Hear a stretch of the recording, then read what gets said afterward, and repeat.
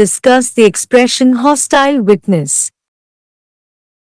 Ans. Hostile witness. Term hostile witness has not been defined or used in Indian Evidence Act.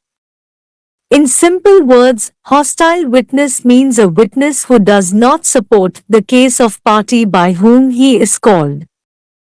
Normally a witness speaks or deposes in favor of party who calls him for examination. When a witness is examined by party who calls him is called examination in chief, and then examination of witness by adverse party is called cross-examination of witness by adverse party is called cross-examination. Section 137. A party who calls a witness for examination cannot ask leading question in examination in chief. However, adverse party can ask leading question in cross-examination. Sections 142 and 143.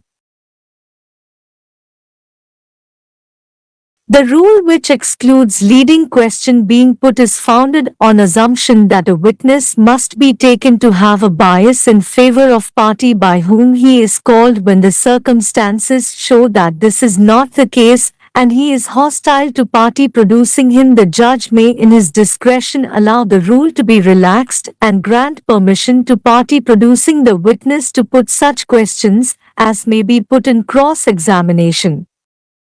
So when a witness does not support the case of party by whom witness is called, then such witness is termed hostile witness. Section 154 of Indian Evidence Act provide.